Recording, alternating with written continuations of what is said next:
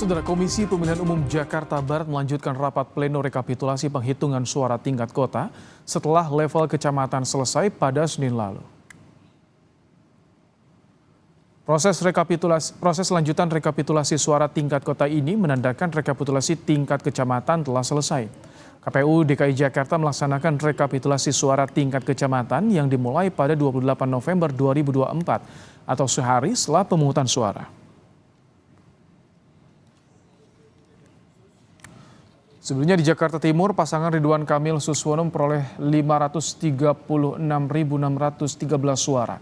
Dharma Pongrekun Kunwardana 136.935 suara, sedangkan Pramono Anung Rano Karno mendapat 635.170 suara.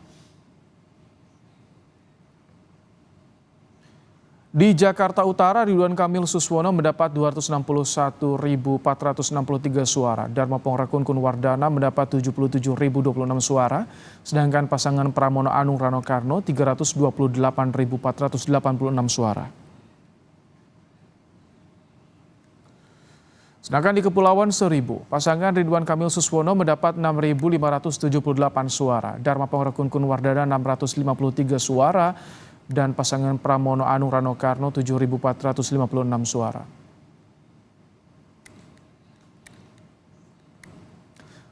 Bagaimana hasil rekapitulasi di Jakarta Barat? Sudah ada jurnalis Kompas TV Dian Silitonga. Selamat petang, Dian. Apakah proses rekapitulasi sudah ada hasilnya?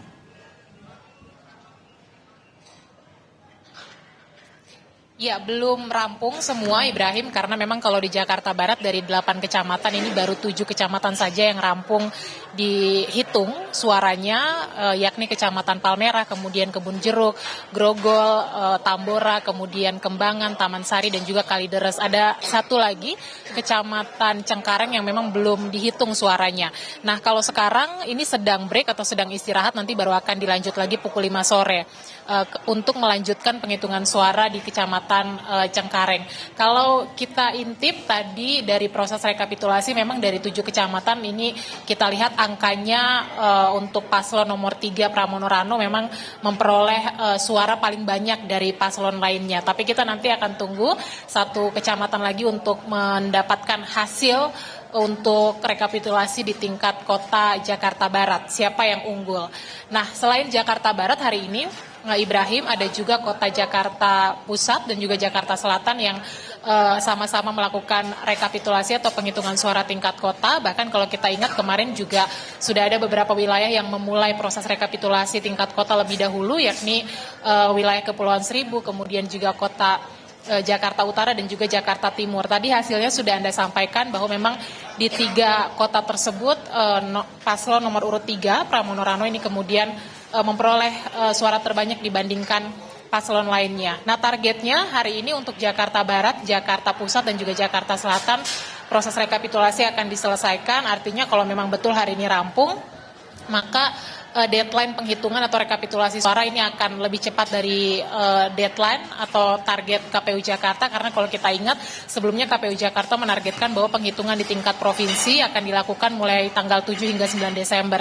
Tapi kalau hari ini di tingkat kota sudah rampung semua, maka penghitungan rekapitulasi suara di tingkat provinsi bisa mulai dilakukan besok. Nah, untuk penghitungan di tingkat Jakarta Barat tadi saya pantau memang ada sejumlah dinamika, misalnya kejadian khusus tadi saksi dari nomor urut 1 atau paslon nomor urut 1 Ridwan Suswono sempat di beberapa kecamatan tidak bersedia menandatangani formulir model D atau hasil pleno rekapitulasi di tingkat kecamatan karena alasan rendahnya partisipasi pemilih, kemudian juga menduga ada banyak pemilih yang tidak diberitahu atau diundang untuk melakukan pencoblosan. Kita pantau nanti proses rekapitulasi hari ini apakah akan selesai atau tidak. Ibrahim. Terima kasih Dian Silitonga untuk laporan Anda.